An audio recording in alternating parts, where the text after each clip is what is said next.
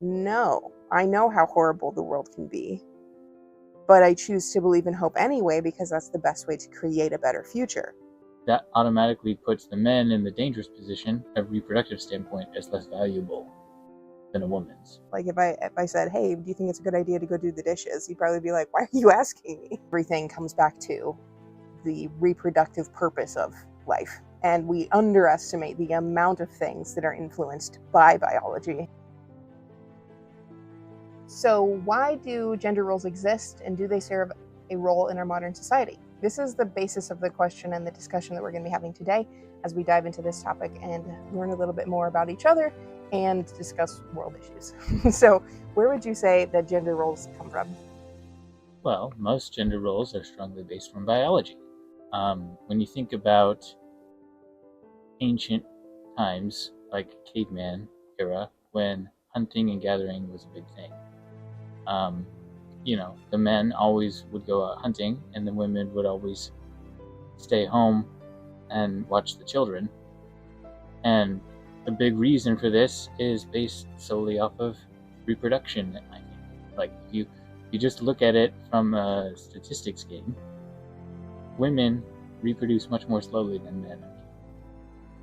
So that automatically puts the men in the dangerous position because their life from a reproductive standpoint is less valuable than a woman's, because they can reproduce so much faster. So you can have just a few men and a large population of women and still be able to maintain a good population, to grow a good population, much better than if it was the other way. And by faster, you basically mean that a guy can get multiple women pregnant, like even within a day, whereas women must be pregnant for about 9 months. Right. And they generally can only carry one child at a time, maybe a couple, but generally only one. Even if you look at with today's technology, a woman could carry about up to 8 at a time. But how many women could a man impregnate in that same 9 months that it would take a woman to grow even 8 children? A lot more than 8. Right. Probably hundreds, if not thousands. Yeah. So it's more or less exactly how, like, the moving assembly line works with the car factory. Which factory produces cars faster? The factory that has 20 people build one car and then build the next car, or the moving assembly line, which has 200 people each putting on 10 seconds worth of car. Yes, that first car might take the same amount of time, but every successive car then only takes a few extra seconds over the first one. Although if you look at men and women through that spectrum, it doesn't really improve over time. Like, men maybe can ejaculate faster or get more women in the span of time, but realistically it's like women have a set breeding amount of time and men can vary based upon how well they're able to get other women. Yeah. Right. So would you say that in some ways that makes men feel inferior to a certain extent? I mean, I suppose from a certain viewpoint, maybe, but not really. I mean, men are designed to be the protectors, the strong ones. And I suppose in today's society, with the independence of women, that we say, it does kind of emasculate men overall, because they're like, well, if women don't need our help, then what are we doing here? Right. It's kind of like that guy you were talking about who was a war vet or something like that, and he was knitting in an airport, and somebody's like, well, that's not very manly. And he's like, there's only one thing that men can't do. Everything else is optional, which is have children. And by that spectrum, women always have like inherent value because they're the only ones that can actually produce children. Yes, although they still can't do it without a man. Which is true. Well, not biologically anyway. There are some theories out there about how you can actually impregnate a woman with a messed up or reworked version of a egg cell from another woman. Yeah. So potentially you could with science, but genetically modified. Right. Yeah, you can't do that biologically. So I would agree that generally speaking, gender roles are based in biology, primarily based around the reproductive factor as well. And that's a lot of that has to do with my education in evolutionary biology, where literally everything comes back to the reproductive purpose of life. And we underestimate the amount of things that are influenced by biology. And we think that we're so evolved emotionally and mentally and spiritually speaking that biology isn't a factor, but we don't realize just how many things are influenced by that. So I would say that a lot of behaviors come from biology, and a lot of traditional roles also come from biology. But I also think it's interesting because I think women, generally speaking, view themselves as being controlled by men. And I personally don't see how that's possible, given that women basically hold all the cards and men by default defer to women in pretty much everyday life all the time. And they're cool with it too. Like, do you have a problem with that? No. Yeah, so the fact that guys defer to women inherently from the get-go indicates that women hold the cards. And then I see men as, when people say obey your husband, like in the Bible, they're referring more to your husband doesn't tend to assert himself in most circumstances. So when he does, you should probably let him lead because he probably sees a threat, and it's better to listen than to argue and die. Yeah. Like that joke with the blonde and the brunette. See a flying bird, and one of them was like, "Oh, I wonder what kind of bird that is," and the other one's like, "I'm pretty sure that was a goose," and they're like, "No, it's definitely a duck," and then they argue back and forth, and the one that was arguing for a duck sees a golf ball flying and yells out, "Duck!" and the other one yells, "Goose!" and gets whacked in the head with a golf ball. Right. So if somebody's telling you something, if a guy in particular is telling you something, it's generally because he thinks it's really important. And usually it makes more sense to just listen and then respond later if there's time. But usually if a guy's going to assert himself, it's because he feels strongly about something or because he views some kind of threat. Would you say that's accurate? Sure. Well, like if you want to do something, I would say just in our relationship, generally, if you have an idea, you're going to come to me and ask my opinion. Whereas if I have an idea, I don't generally come to you, I just do it.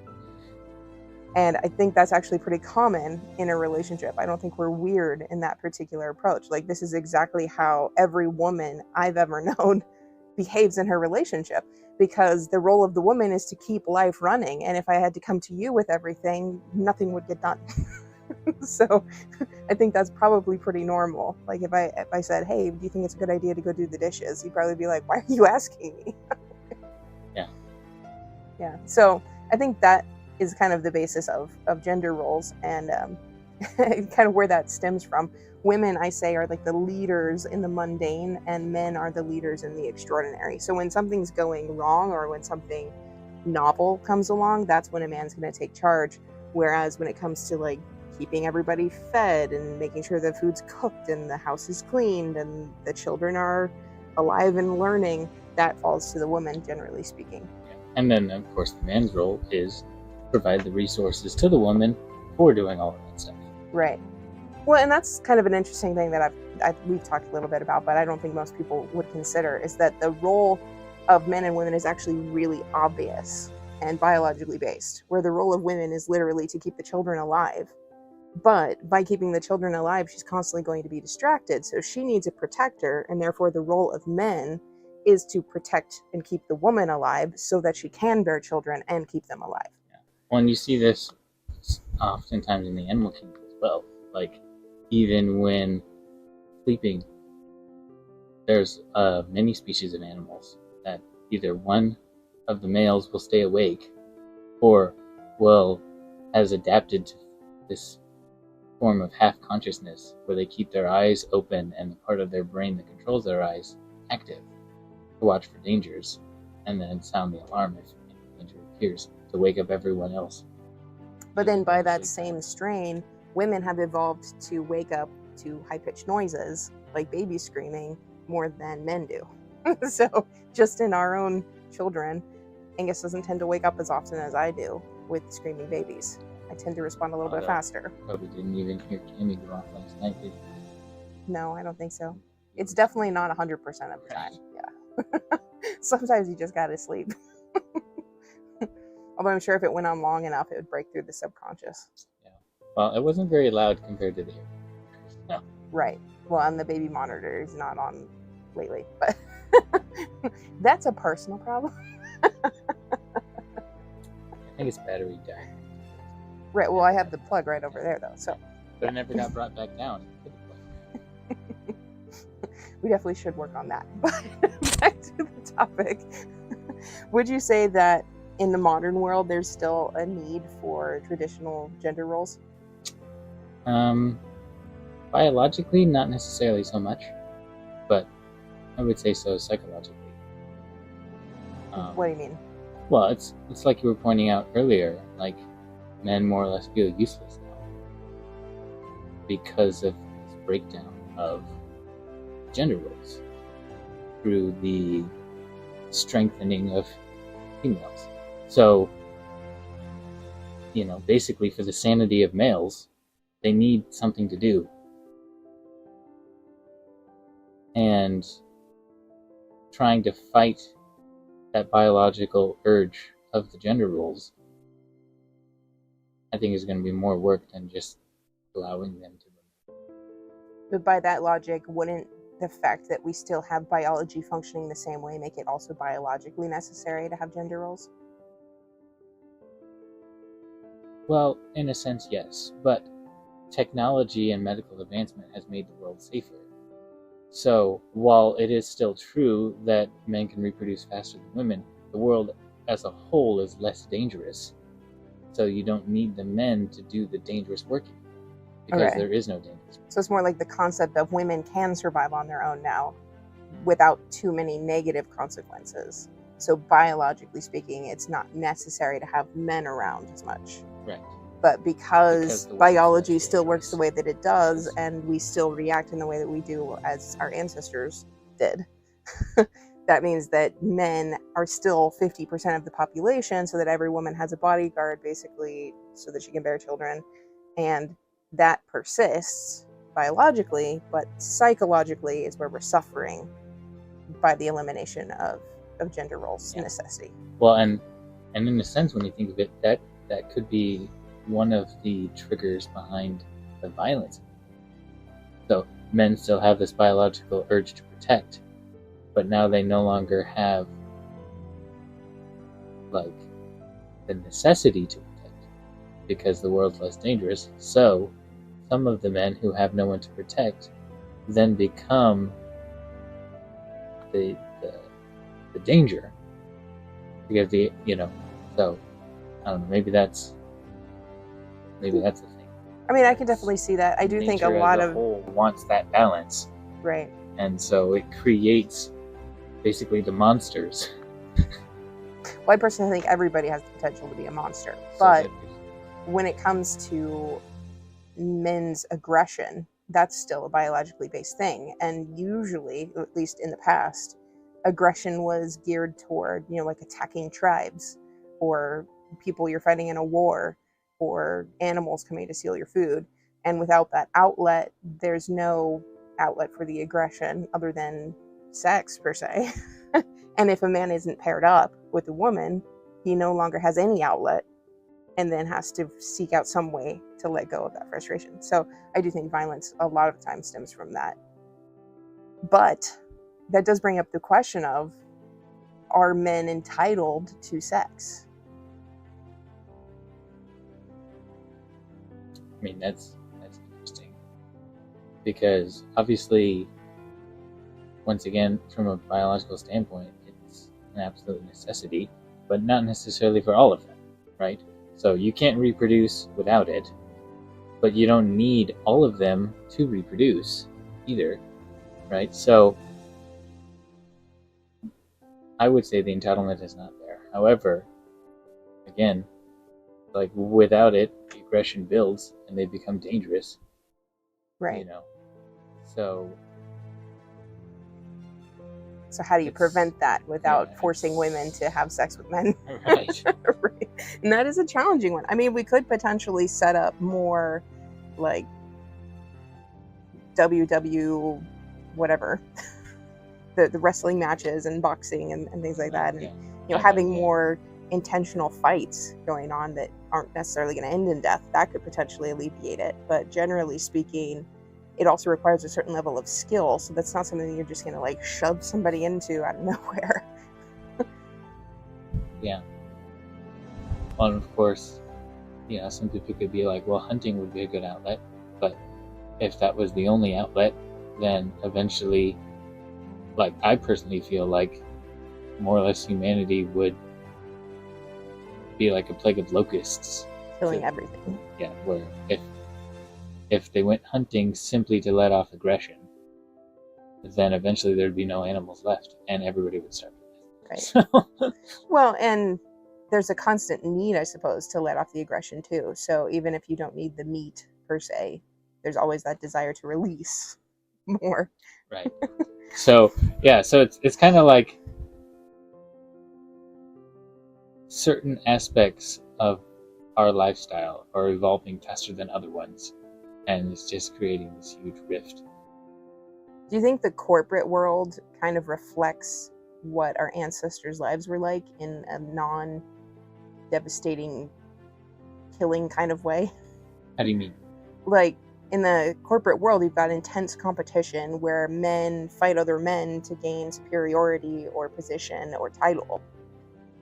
And that's like the only form of competition that they participate in. But it's very, very cutthroat, generally speaking. And the more money in that industry, the more cutthroat it tends to be. So if you go into like the financial industry, for example, you're going to have a lot more cutthroat type of mentalities than you would in, say, nursing. Yeah, I mean, I suppose that is an equal parallel. Definitely seems to be something that the world's coming to nowadays, where they basically equate the hoarding of wealth with success, and then through this system, that success is equated to more or less masculinity. So it's kind of like a band-aid for the psychology of the uselessness of man due to this evolution of technology. Right. Yeah. So by that logic, though, would the men who are more competitive in the corporate world be considered more manly, or would they just be more asshole-ish? That depends on your definition, really. I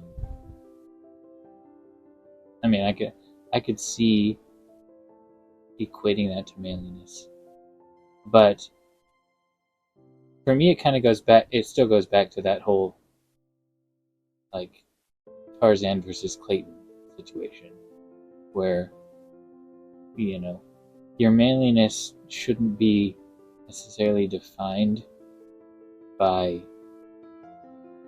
who you are so much as the actions of it. So a true man is not necessarily somebody who is strong and powerful and good protector and somebody who amasses a lot of wealth and resources. A real man is somebody who treats those under his care with the proper respect. Right, and then also provides the resources as well, because that would be the biological role still. Right. Yeah, so going with that Clayton and Tarzan analogy, you've got Tarzan, who you pretty much can't say is not a man. He's very manly, very strong.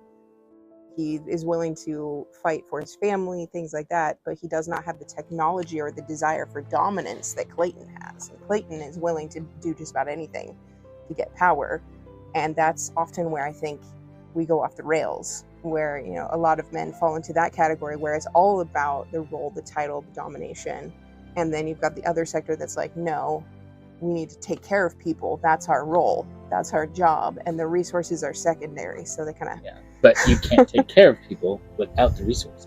Right. So you have to have the resources in order to be the real man, but you still have to then distribute them, Do you think it's couples who exist in that kind of high influence category that tend to propagate this idea of gender roles more often, where women feel disempowered in that relationship because their man is just so focused on domination? I don't really know. I wouldn't personally say that I've met a lot of females that are married to super wealthy males. In my experience, most of the females that I know that push the high feminism and the high female power are more of the lower class ones, the ones where essentially the males have been forced into the dangerous aggressor roles, and so the women stepping up to this power is basically their rebellion against the overdominance of. So it's more like the women who wind up in abusive relationships, you think, are propagating this more than anything else? Yeah.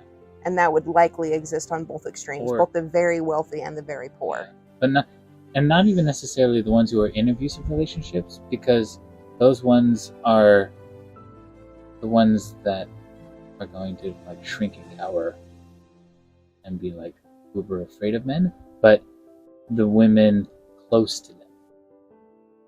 So basically they're like, I know that me getting into an abusive relationship is a high risk for me.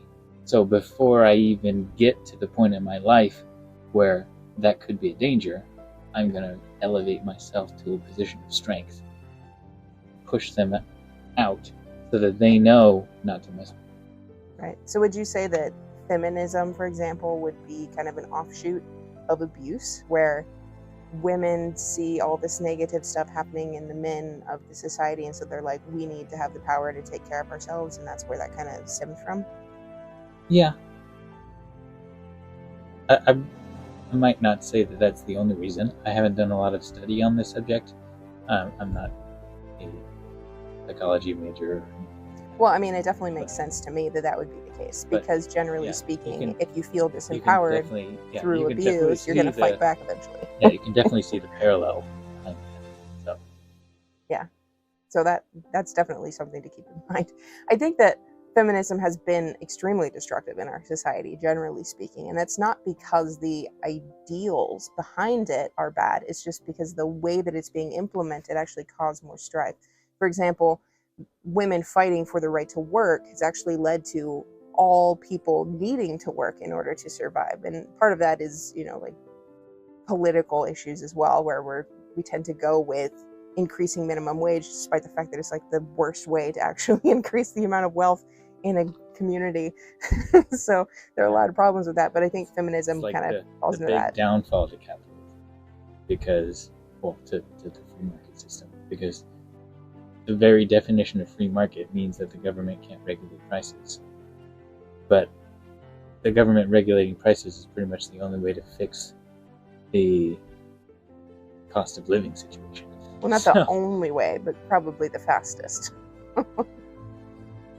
But okay, so let's get back into gender roles more specifically. So we've talked about more basic gender roles, like the role of men and women in society, biologically speaking. But if we go more into the expectations of gender, do you think that has more of a viability or less of a viability, or is it problematic? It should be eliminated? Give me some examples of these. Like women needing to do the dishes and keep the house clean, and men needing to go out and work a job and do the lawn care and those things. I would say that that's more of a case by case situation. Like, I mean, there's just kind of like this idea behind household chores, where it's basically the person who ends up doing it is the person who's more bothered by it. And women biologically would be more bothered by it, generally speaking. Generally, right. Yeah. But that doesn't mean that they don't get frustrated from having to do it all the time without help. However, there are always exceptions. And I would think in at least a healthy relationship, it'd at least be something that they talk about, that they discuss. Like, even with us, I almost never do the dishes, but you hardly ever do the laundry. So I always do the laundry, and then, And that really comes down to who's bothered most by it. Yeah. Because you need laundry done more often because you only have 3 work shirts. Right. Whereas I don't really need laundry done at a regular basis, nor do I want to do it because I have 2 children to take care of as well. Right. Well, and also, pretty much, by the time I need laundry, you've gone through enough laundry that fills up the washing machine. So. Right. So there's at least enough to do a load. So when it comes to more traditional expectational roles, what would you say are the expected roles of men in society?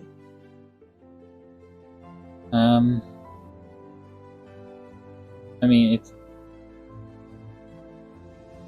I would say, even still, men are more expected to have the 9-to-5 job that brings in the resources. Again, it's more of a case by case, but as a general rule, that's definitely a thing. And then just looking at industries, we've pretty much opened up away from females in one industry and males in another industry, so it's more mixed now.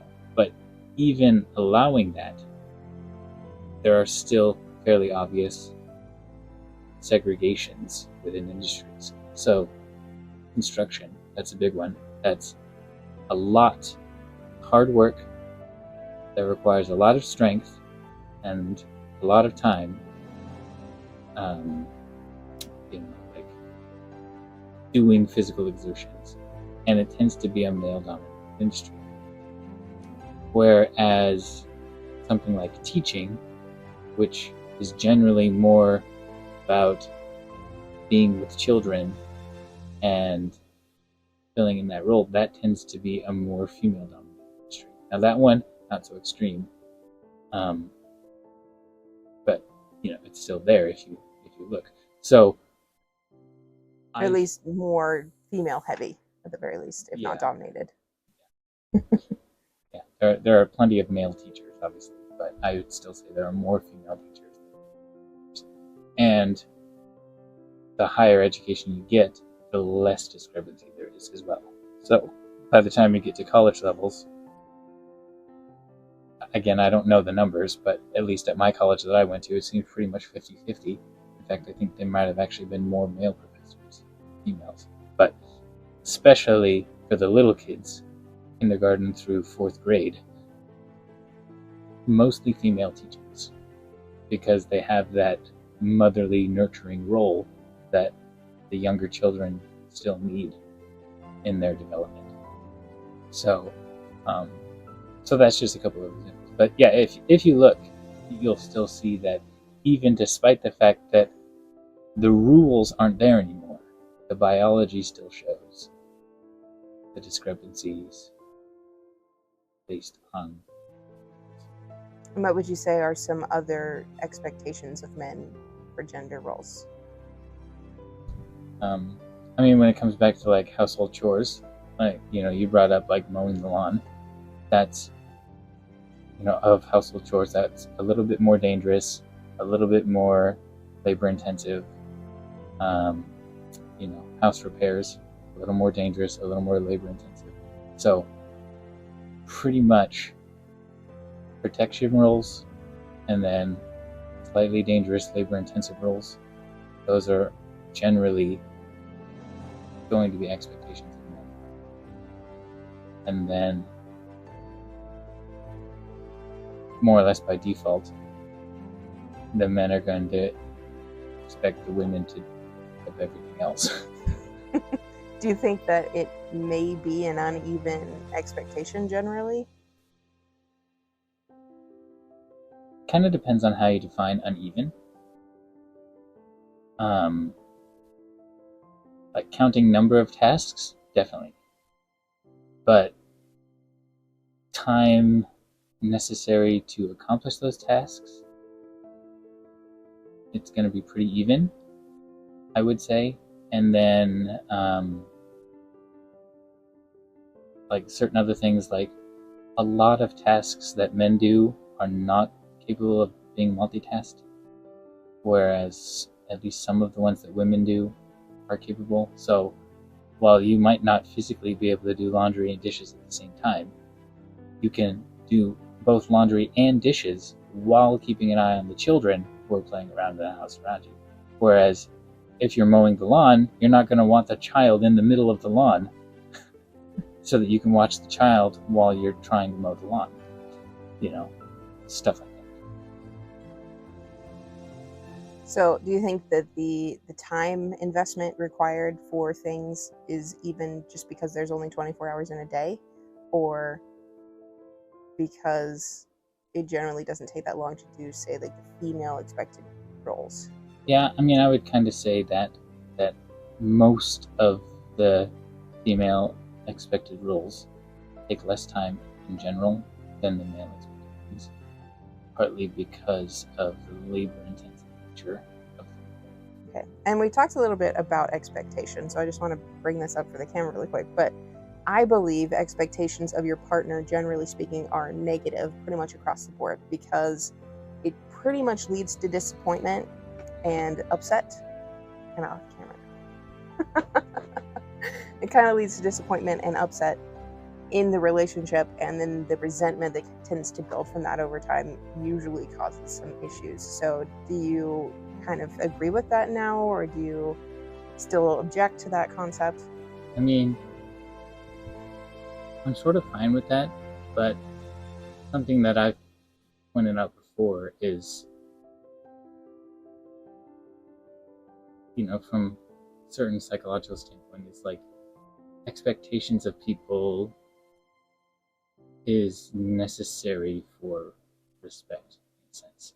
So when you think about, I mean, maybe not you specific, but people in general, when you think about somebody that you would have zero expectation, it's going to be a complete stranger, and then usually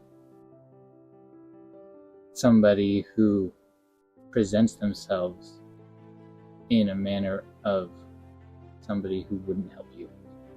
So some big examples would be like a homeless drug addict.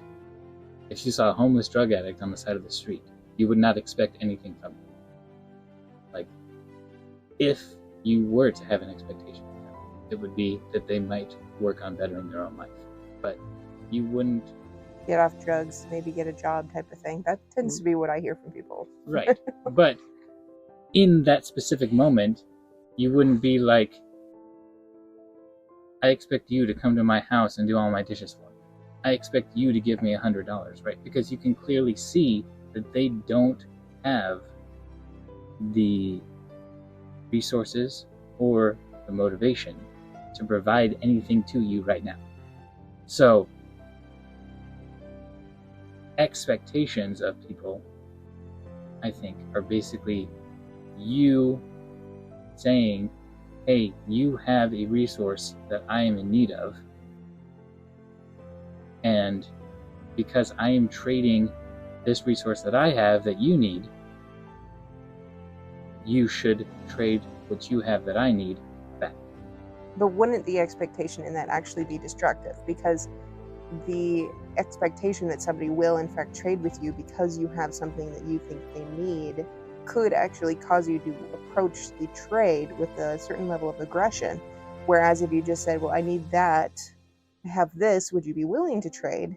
You may actually have a better interaction. Yeah. But like I said, it's still like a respect. So. But there's another aspect to this as well, which is if everybody, because we all have expectations of ourselves as well, so if everybody took ultimate care of themselves, who then decided, hey, I'm going to be the best version of myself, wouldn't that eliminate the need for expectations throughout society as well? I don't necessarily know if it would. Because in a sense, if you only took care of yourself, it's pretty much the most selfish thing you could do. Well, it's not about taking care of yourself. It's about improving yourself. And then as you do so, you become more selfless. This idea of if you are taken care of, you now have more to give to others. And we have an inherent desire, I believe, to help other people, which is funny because we also tend to have an inherent desire to not accept help from other people. So if you don't have people who get help, how can anybody help anybody else? So I think that's probably a psychological issue that's fairly new, though, all things considered. So I guess what we're getting to here is, in an idealized world, expectations wouldn't exist, and respect still would, despite them. But I don't know if we'll ever get there. It's not so much whether we'll get there or not, And- just could we live in a world without expectation? And I think that would be possible. But again, I don't know if that world will ever exist. It could exist, but I don't know if it will. Well, I could definitely see your point as well, because when we have our children, for example, and we're trying to teach one to be potty trained, the expectation is that she'll tell us when she needs to go potty. And when she doesn't, we're disappointed by that. And that's a good thing in many ways because it encourages her to continue to grow, because right now she doesn't have the self-efficacy to expect that of herself. Right. Well, and that's another thing too, where it's like if you hold no expectations of somebody, then they lose the motivation to improve themselves to gain your respect. But that may be a good thing. So it So- could be an evolution of the human Well- issue. Well, yeah, something that is true is building self-respect is like one of the fastest ways to become a successful person. However, gaining somebody else's respect is a powerful motivator to gaining respect for yourself. And I think expectations is the key, the lock of respect of other people. So if they have an expectation for you and then you live up to that expectation, then you gain their respect. And so that's a motivation for you to get better, because you know that they don't respect you from the fact that you're not doing it, and you want that respect. But doesn't that kind of limit respect to tit-for-tat type situations where you only get respect when you do something or achieve something or respect somebody else? I mean, kind of, but I feel like you're splitting hairs here, or It's just something I hear from guys a lot, definitions. this idea of I'll respect him if he respects me type of thing. And I'm of the mind that you should respect first until they ruin your trust in them. well, and that's definitely true. But once again, it's sort of an expectation.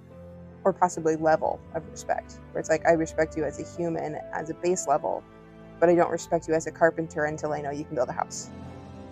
Right, something like that.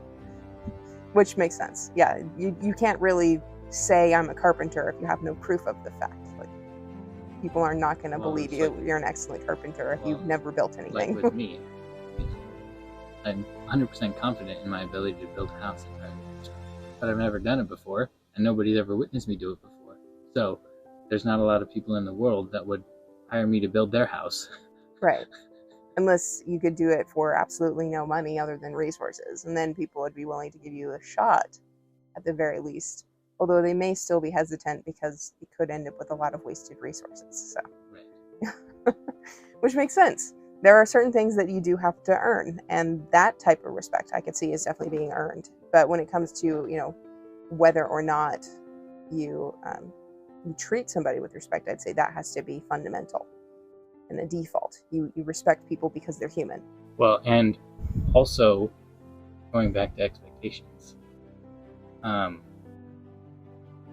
feel like there's two different kinds of expectations, and one of them is basically expectations of people's word about themselves. So,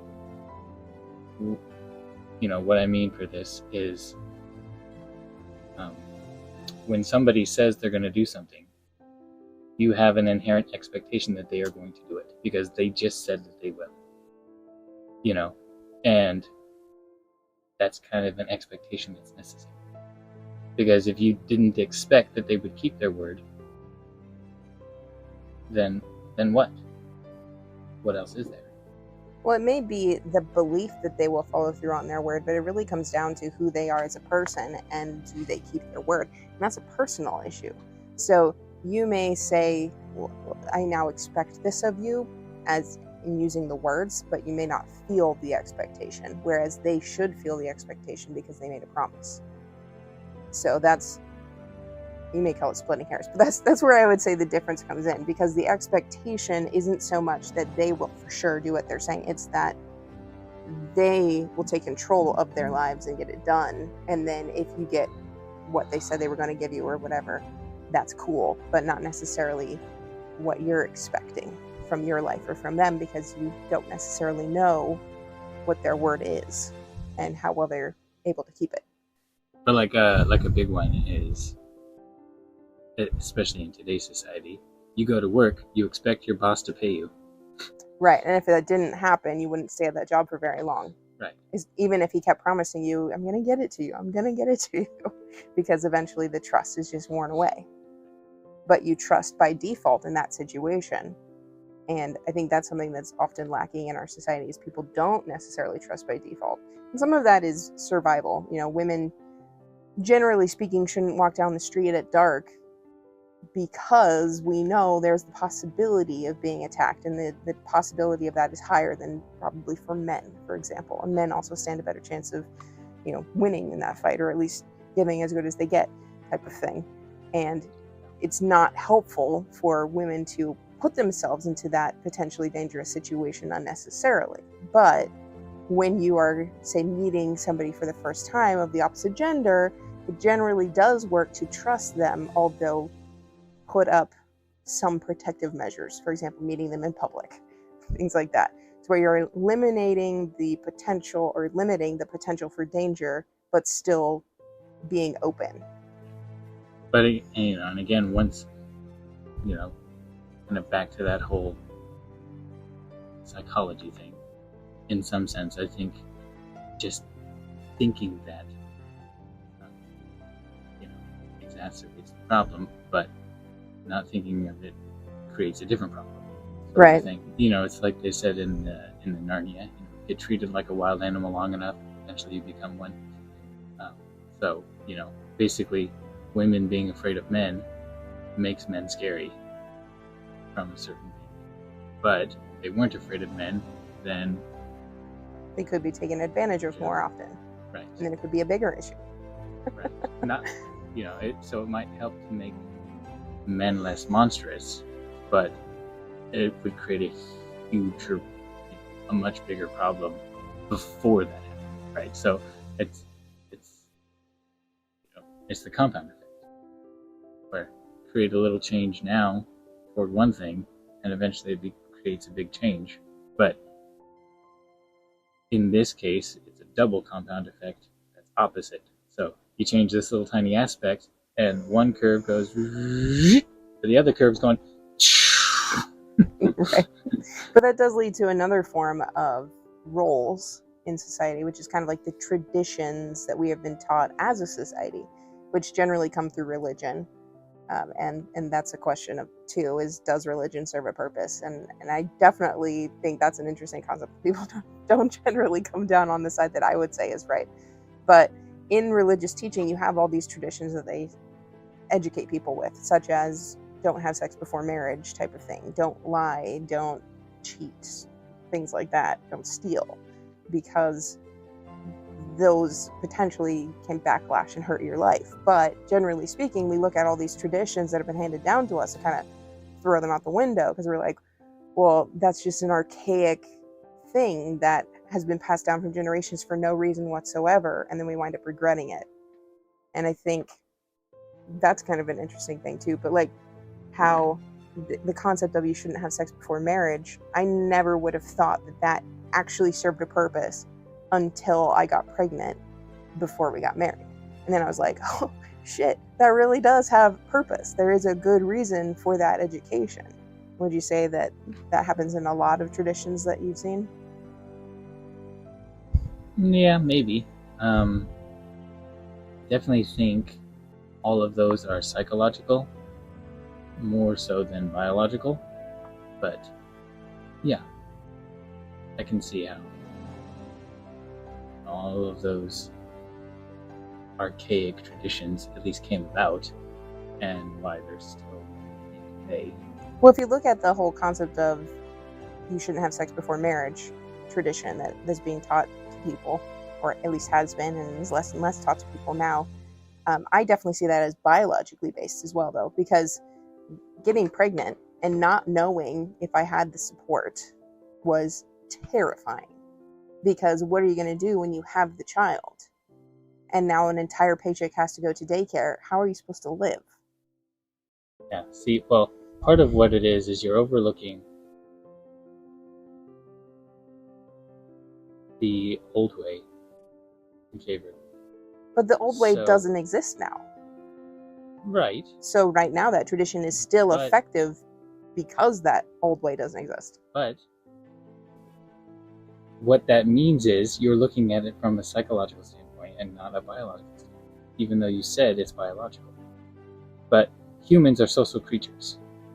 And that old phrase, "it takes a village," is actually based on a real life old biology, where, so basically, by the whole sex before marriage thing as being a bad thing because now the woman doesn't have the support of man, you're assuming that a woman requires the support of a man. But what if there was 20 women raising the 20 children? Would you still feel as scared to have a child if you knew that, well, let's go with you. You have 2 sisters, a mom, 2 grandparents who are still alive. So 4. Well, yeah, but if we're just going with the women, 2 female two grandparents. grandmothers Okay. who are still alive, right? So if you, your mom, both of your sisters, and both of your grandmothers were all living in this house, would you still be scared to have a child without a man, knowing that you had the support of those 5 women to help you Probably raise not. your child? But Exactly. did the tradition come during the tribalistic time or after? And that I can't say, but that's just one aspect that I was just trying to point out, where it's like you're like, oh, this whole sex before marriage, you're worried that you don't have the support of your man, that you'll have to raise the child by yourself, and in the village time, all of the men would go out hunting, and all of the women would stay behind and take care of the children as a unit. So Right, but in so it's not- tribalistic times as well, the men would still be expected to support their children and things like that, which is no longer a requirement per se in our modern Yeah. society, although there is still like the political expectation and the judicial aspect. But Yeah. Well, and they still go with the whole child support, but there's all sorts of loopholes and exactly. weird So stuff it's not so much a mission of honor anymore. It's more like we'll come after you for everything you're worth if you don't do what we say. But- once again, in tribalistic times, it wasn't necessarily you take care of your child. It was the men provide resources for the village. So, yes, you are taking care of your child, but it's not you go out to hunt food so that your children can eat. It's you go out and hunt food with all the other men so that everybody can eat. And that's why I would say that tradition, at the very least, came about after tribalistic times, when people started to become more independent, where you had family groups instead of a tribe, where people had individual houses instead of group homes, things like that, where you didn't have the other people to lean on. So then the tradition came out where they're like, you don't want to have to face this by yourself without support. So I definitely say that kind of tradition oftentimes is something that people are like, well, this is archaic, this is pointless, we shouldn't have this anymore. And then you wind up in a situation where that directly affects you and you're like, damn, I really should have listened to my parents or my church or whatever, which is kind of where I was at that particular point in time. Now, looking back and knowing where you were at in that time, I can say that was an unfounded worry because you'd already ordered an engagement ring. But all things considered, I remember the fear. And that's something that I don't think a lot of women realize they're likely to feel if they wound up in that situation. And they wind up in that situation because they don't listen to the traditional advice and follow the expectations that society places upon them. So I think the same can be said for gender roles, even where gender roles oftentimes we dismiss them because we think that they're archaic and don't serve a purpose, until you wind up in the situation where they're absolutely vital, and then you have a new appreciation for them. And that's definitely something I can say I experienced having children and being married and things like that, where I now have somebody who can handle these other things, who even enjoys doing those things more than I do. And having somebody who I can say, hey, can you help me with this? Or can you go do that? Is very nice. And the fact that he's willing to go work, or that you're willing to go work on the car and repair things, is fantastic, because I don't want to do those. So that'll be, that's one piece of advice for relationships. Find somebody who's willing to do the stuff that you don't want to do. Well, and I'd say generally speaking, what men traditionally have as a role and what women traditionally have as a role will actually fit that. 99% of women, I would say, fall into that same category, where they're like, I'm more comfortable staying home with the children, taking care of the house, working with people psychologically, making friendships, things like that. And the men are like, hey, I'll go out and I'll build the thing and I'll fix the thing and I'll whatever else. Kill the thing. Kill the thing. Right. So I think that's actually more than likely going to fit most people and most couples. And the very fact that we defy the traditions and try to fight against them, I think, is actually hurting us more than helping us. Although I do understand why people kind of fight back against that concept, just on a fundamental level. Kind of going back to the expectations thing, it's like nobody likes other people to place expectations upon them, but everybody still places expectations upon them. It's the same thing with judgment, right? Nobody likes being judged, but everybody judges everybody else pretty much all the time. Right. And it's a challenge. Yeah. It's basically discrepancy between biology and psychology. Well, it's the same with friendships too, where everybody wants their friends to invite them out to places and, invite them to hang out or do things, but nobody actually does that for their friends. So then it's kind of it's a two-way street. Everybody has to contribute, and nobody's willing to put in the work to actually make that happen. Which is where it's so bizarre that we actually wound up together, because you and I are the people who are more likely to put in the time and invite people to things and go to their houses and travel across the country and whatever in order to hang out with them. Yeah. What are the odds? Yeah, it's like that. Another aspect of like the discrepancy between biology and psychology is like this whole idea. Like a prime example for me would be like Down syndrome. For me at least, I see, people with Down syndrome or with similar affections as basically like undesirable mates, because I am strongly biology based over psychology based. So from a biological standpoint, something like Down syndrome is like an evolutionary mishap. So it doesn't do anything to better the creatures as a whole, and in certain situations it could actually, right, makes them less capable of survivability, right? So this is like Darwinism from the beginning, right? This survival of the fittest. And to me, Down syndrome is the anti of that. But it exists in prominence today because psychology, right? So you're like, that person is still a person, so they still deserve the respect of being able to survive. And it's like, but from a biological standpoint, they're not an ideal mate, because biology says, I want the strongest, I want the smartest, I want the best to mate with, so, Well, there could be arguments made that Down syndrome people do have value in ways that we don't yet understand. For example, they tend to be happier. So they tend to view the world more optimistically, which is actually very beneficial to the group.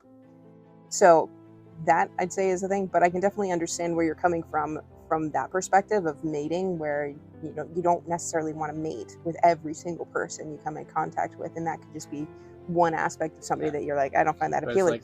But there's this question that has come up in our society on a fairly regular basis, which is, if somebody wants to mate with you, should you have to mate with them? And this is kind of the idea of transgender, where some transgender people are trying to go after, say, lesbian women and say, well, you should date me because I am now female by statement. So, and it's kind of weird to me that people even argue this, because it really comes down to this basic idea of, should I mate with somebody just because they want to mate with me? And I would say, no, you definitely shouldn't have to mate with somebody just because they want to mate with you. And if we set that up as a precedent, what happens to every woman on the planet who now has to sleep with every man she basically comes in contact with because he's thinking about sleeping with her? Yeah. Well, and that kind of goes back to that whole bettering yourself, get the respect of other people, right? So that's where that biological aspect takes place. So you want to mate with somebody, but they don't want to mate with you because you don't match their biological ideal. So you're not the kind of person that they think will make their offspring better than they are. And so that requires you to change to become that person so that they'll want to meet with you in return. Do you think, generally speaking, men are more led by biology than women, as far as decisions are made anyway? I don't know. I haven't really done any research on that, but I could see that as a possibility, where men are still more dominated by biology over psychology, whereas women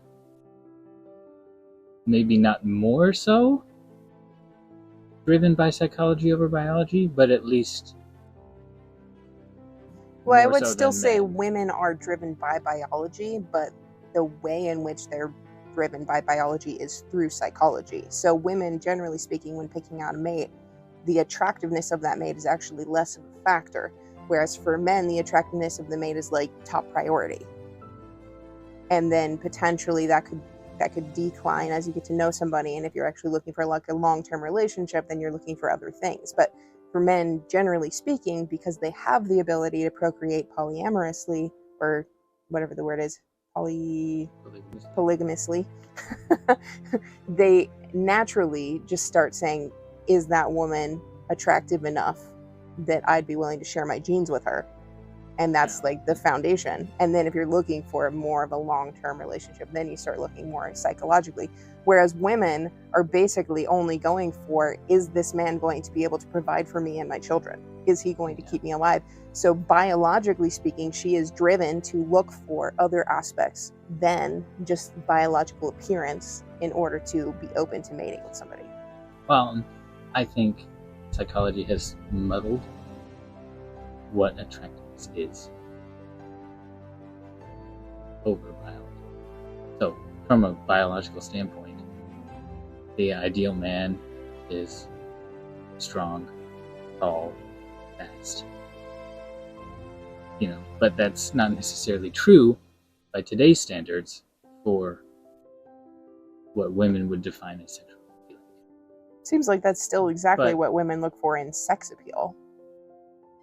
Maybe. But it's not at all the expectation women have of men who will provide for them. But even with men over women now, again, from a biological standpoint, you're going to want wide hips. That makes childbirth easier. You're going to want relatively thin, because thin women... less medical issues. Well, fewer medical issues, but also fewer resource use, right? So somebody who's gigantic, they require a lot of food in order to maintain themselves, and that's kind of like the aspect behind weight loss. But a small woman is going to require less food to stay alive. So you don't want tiny, because then you're not going to get good children.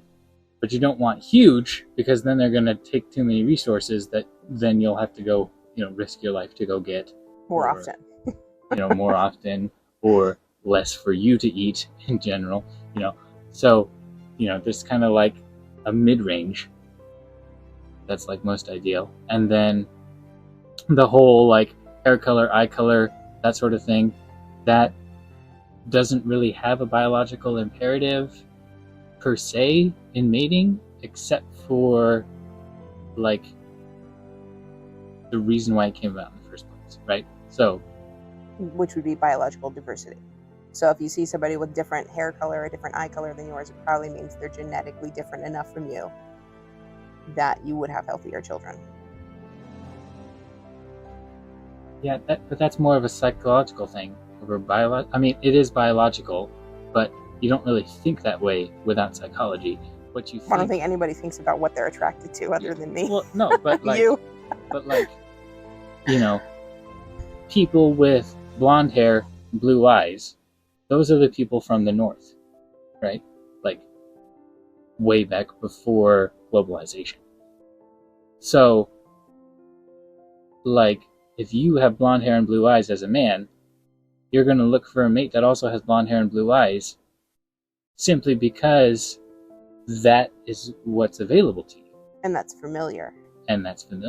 Right? So if you saw a black woman with black hair and brown eyes, you're not necessarily going to jump out and say, oh, that's my ideal mate, even if her physical body type was better so than everything else around you, because it's unfamiliar and strange. Even though we now know through globalization that actually would create more genetic diversity.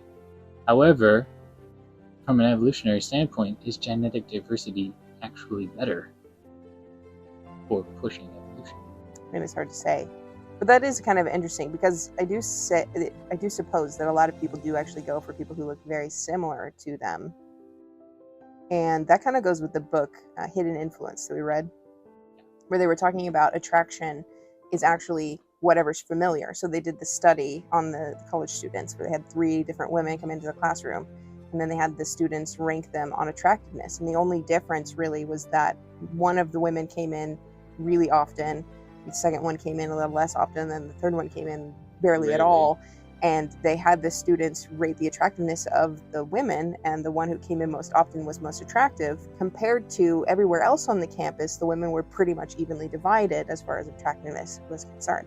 So this idea of attraction is based on familiarity actually makes a lot of sense. That's also why we have this trope that men or women marry their fathers and men marry their mothers, because that's what you're familiar with. So you're going to be looking for the familiar traits in potential mates that you're used to. So you're going to find somebody who either acts or looks similar to your parent in some way. Yeah. But yeah, so like basically going back to the whole genetic diversity, this isn't really a human thing, it's just a biology thing. But like the giraffe has a really long neck. And the reason why the giraffe has a really long neck is because centuries ago, during some sort of famine/feast cycle of life, essentially the trees were being killed by too many short creatures. So the trees that were biologically taller, they survived because they had enough... The giraffes who were biologically taller. No, trees. Start with the trees. Okay. So the trees that were taller survived all of the short creatures because they had leaves that the short creatures couldn't eat with which to provide their food with. And so then the tall trees, they mate together and they make taller trees, right? That's how biology works. Now, the creatures, so the giraffes originally were more like a horse. So the taller horses were then able to eat the bottom leaves off of the taller trees. And so then they survived. And the shorter ones, they couldn't get anything to eat, so they died. And so then the taller ones mate and make taller ones still. And this is basically how biology continued to work, where the trees got a little taller as the animals got taller, and then the animals got taller, but then something happened, and all of the short animals got wiped out, probably not extincted, but their populations declined. And so then some of the shorter trees continued to survive, but there was still a huge amount of discrepancy in the middle of the trees with the leaves. And so it was still more beneficial for the taller horses than the shorter horses, and so then it just kept going. And so that's why drafts are so tall, because it was basically the tall ones, and the tall ones thrive, and the short ones don't thrive. So then the tall ones are more sexually attractive, they mate together, and they get taller still, And that's basically how biology works. But as that went along... Evolution, anyway. Yeah, that's how evolution works. But as that went along, if the drabs, once they were, 8 feet tall, had decided, oh, hey, this horse that's only 4 feet tall is more sexually attractive than this other one who's also 8 feet tall, then the drabs wouldn't even exist. They would have just shortened back down, averaged out at 6 feet. So, so it's like, is genetic diversity actually better for evolution? Hard to say. That's but that does kind of make the whole concept of racism interesting, because in many ways I think it would be based upon just what's familiar and what's not familiar. right. A lot of that, so, yeah. So that was another discussion I had with a friend once, where it's like, I believe that racism was more or less a biological thing, because really the only reason why it exists nowadays is because of sun. Well, and education, a lot of it, where people pass down bad behaviors to their children. It's hard to break that cycle. That would be a big factor too. Right, but everybody was all born the same color, and you can all have whatever your opinions behind where life came from to start with, but pretty much anybody could agree that everybody started out at the same color, and then some people felt the need to disperse. Now, there's a couple of reasons that you could think behind this. One of them would be overpopulation, basically forced people to wander to find resources. I personally think there is a genetic component to the desire of exploration, right? So a big example that some people could identify with would be like Christopher Columbus. There was no need for people to come to the New World. He was trying to get to China, so he was looking for a shortcut. Really, he was looking for India, but even still, there wasn't necessarily a need for, there wasn't like an overpopulation in Europe at that time, where people had to find other ways to do stuff in order to do it. He had a different urge to go and find something different, and I believe that's just the thing that pops up. So you start off with a small village. Some of those people within that village, they have the need to go and explore. They go and explore. Now, what happens? Exploring is dangerous. So the ones who were weak, they're going to die. They're just not, you're going to run into a tiger that you weren't expecting, or a bear, and now you're dead. Or get bitten by a snake or even a spider. Something like that, right? So the ones with the weak constitution, who are small and sickly, they're not going to make it, even if they do still have that urge to explore. Some of the people, they're just going to want to stay where they are. These are the people who don't like change very much. Anyway, the ones that leave, obviously, since the strong ones survive, Darwinism says they're going to get stronger. Strong, get together, make stronger. That's how it works.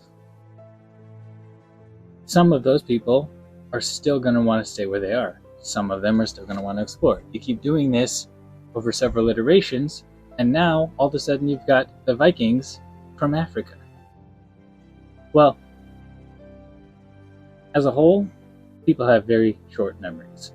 We don't even know what happened for the first 400,000 years of human life.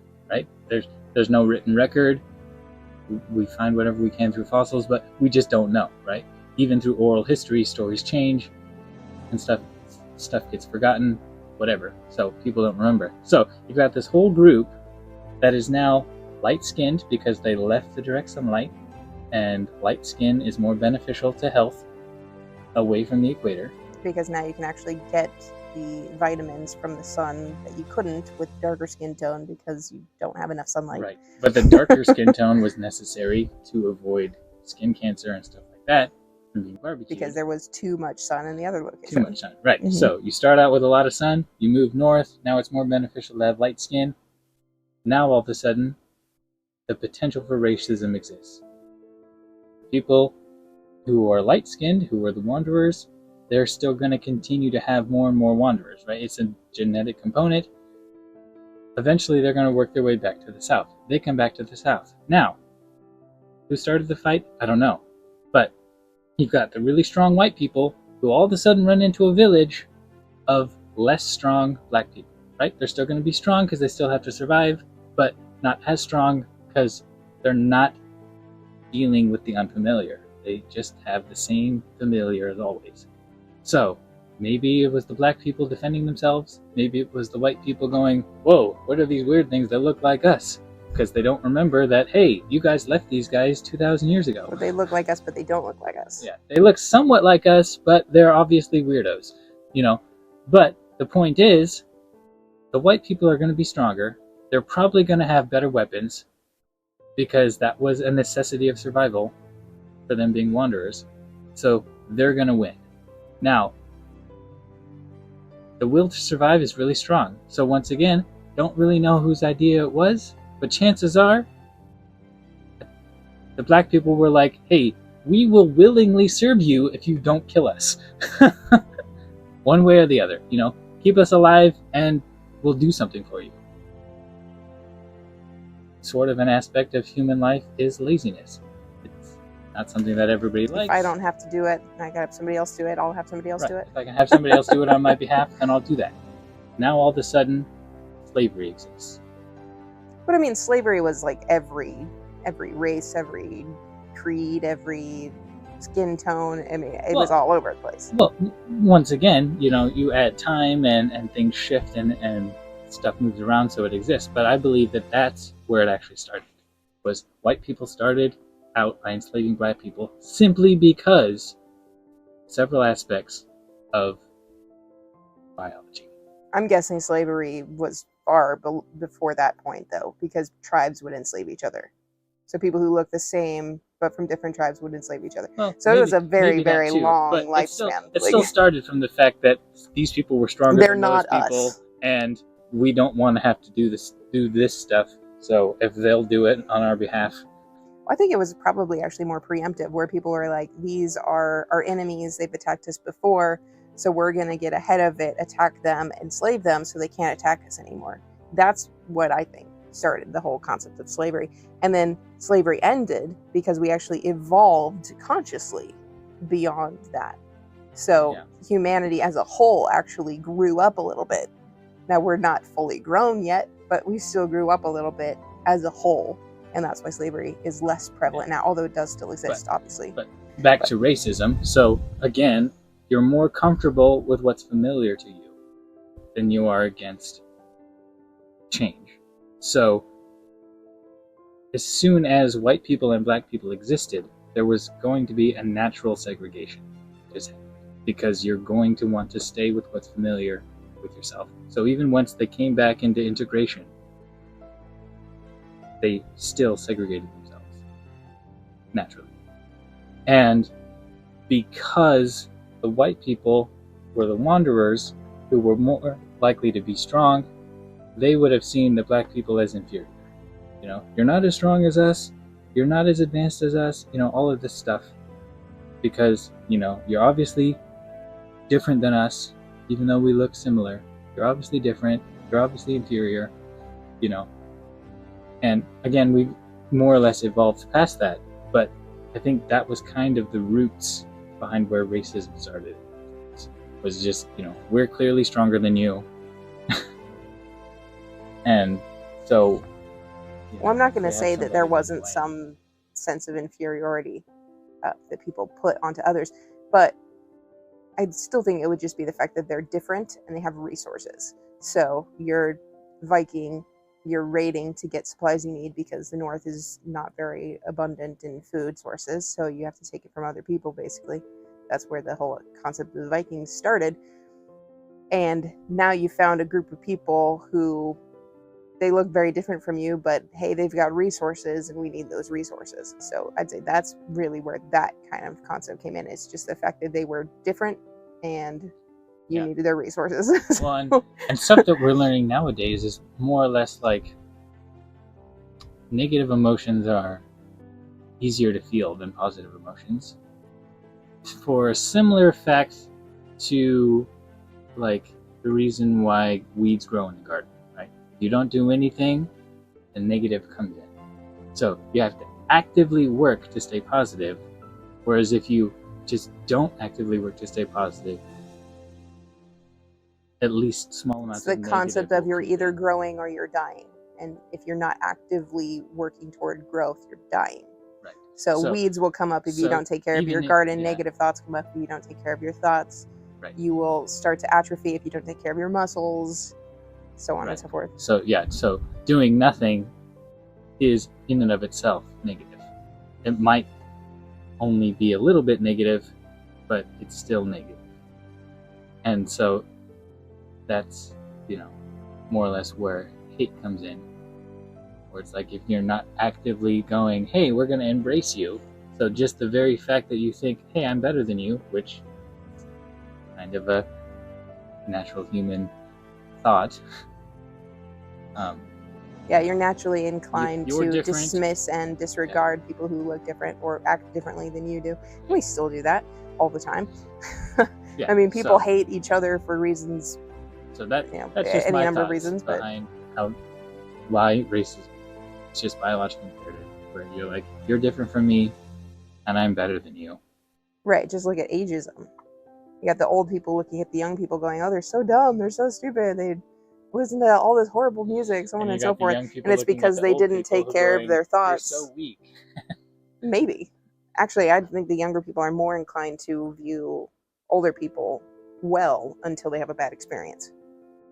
Whereas old people, almost across the board, view younger people as inferior or stupid or lazy or whatever, because they never learned how to take care of their thoughts. And naturally, when you don't take care of your thoughts, you tend to become more cynical and jaded and angry and so on and so forth, which is the stereotype of the crotchety old man. There's a certain aspect of old age, though, too, where, once again, from like the biological urge, where you're like, you're too old to go on the hunt anymore. You're too old to remember that you're supposed to be teaching the children anymore.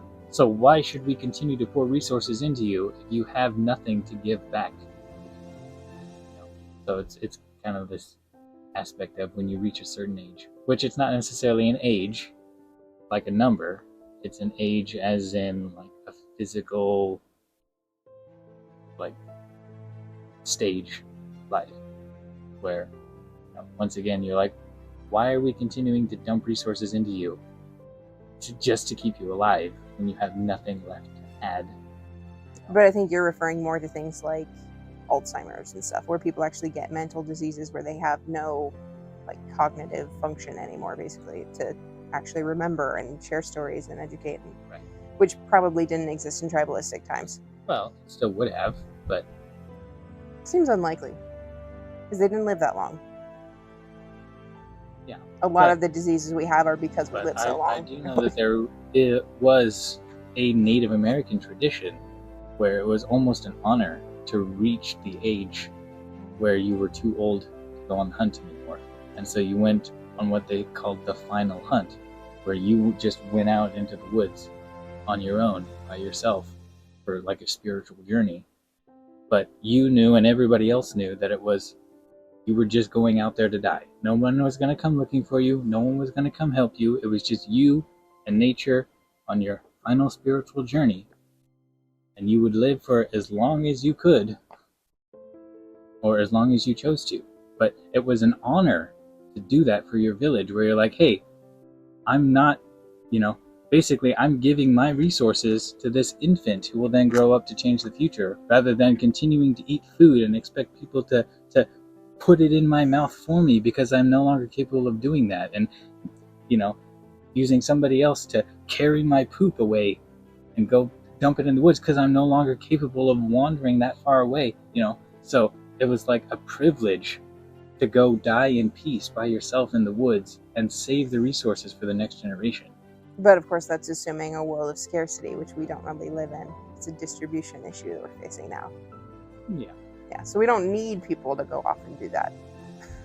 But I would say that when it comes to like cynicism and judging people based upon age or pretty much anything else, a lot of it is, some people likely react the way that they do either because they were trained to do that or because they haven't taken care of their thoughts, so then they'll be inclined toward the negative.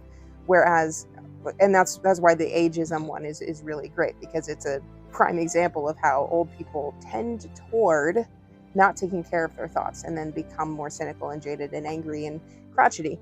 And then the young people who hate their elders primarily do so because of the negativity they've received growing up. And I can definitely attest to this, where I had people telling me basically all my life that I was too young to have a perspective or an opinion on something that I had a perspective or opinion on.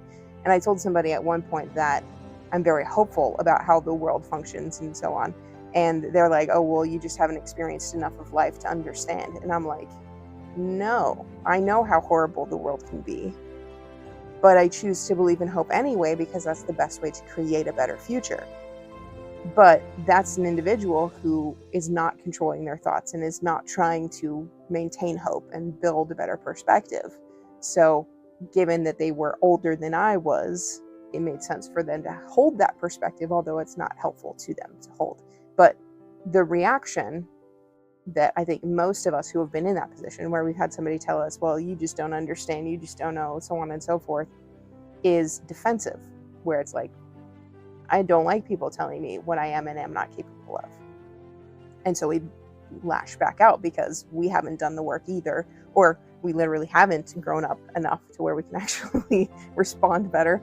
But oftentimes that's exactly what causes it, is, somebody gets down on you and then you lash out again. And I think that's exactly why millennials and Gen Z and things like that stereotypically hate their elders or disrespect their elders, because their elders traditionally disrespect them and tell them they're stupid.